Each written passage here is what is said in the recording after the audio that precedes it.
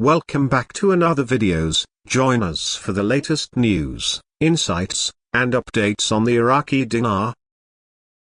Don't forget to like, subscribe, and share your thoughts in the comments. Let's explore the world of the Iraqi dinar together. The statement, Central Bank Governor, activities of sanctioned Iraqi banks continue in all currencies except the dollar, reflects a complex and nuanced issue involving financial regulation, international sanctions, and the operations of banks in a country under specific economic constraints. To understand this thoroughly, it's important to consider the broader geopolitical and financial context in which such a situation arises. In the context of Iraq, several banks have been sanctioned over time, particularly during the Saddam Hussein era and in more recent years, due to concerns about terrorism financing, money laundering, or connections to entities deemed hostile by other nations, particularly the United States. When banks are sanctioned, their access to the global financial system is restricted, often by limiting their ability to conduct transactions in certain currencies, notably the US dollar, which is the dominant global reserve currency and the medium through which most international trade is conducted. The US dollar holds a special place in global finance. Its status as the world's primary reserve currency means that many international transactions, particularly those involving commodities like oil, are priced and settled in dollars.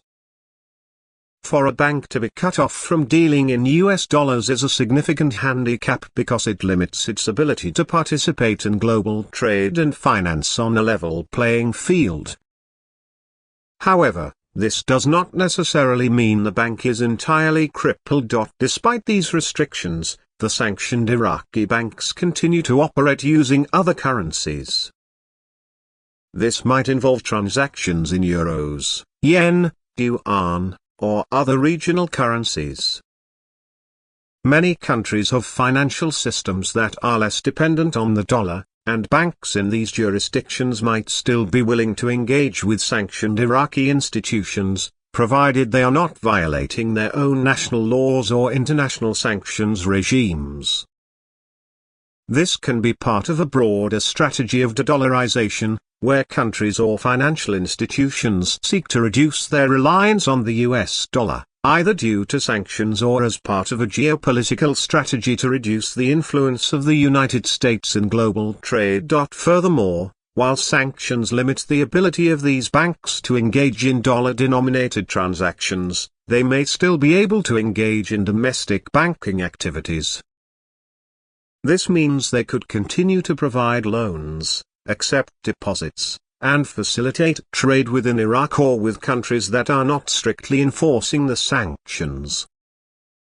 In these cases, the absence of dollar transactions might be mitigated by the use of other hard currencies or even the Iraqi dinar, particularly in cases of domestic trade or transactions that do not involve international parties subject to US jurisdiction. In conclusion, the statement from the central bank governor that sanctioned Iraqi banks are continuing their activities in all currencies except the dollar highlights a number of important issues about the nature of international sanctions, the role of the US dollar in global finance, and the adaptability of financial institutions in the face of restrictions. While these banks are clearly limited by their inability to access dollar-denominated transactions, they have found ways to continue operating, likely through the use of alternative currencies and payment systems. However, the broader economic and geopolitical consequences of these sanctions are significant, both for the banks themselves and for Iraq as a whole. The sanctions create inefficiencies and costs that can constrain economic growth and development, while also reflecting broader tensions between Iraq and the international community. Thanks for watching Iraqi Dinar. Don't forget to subscribe, hit the bell icon, and share our videos. Your support keeps our channel going. Stay curious, and see you in the next one.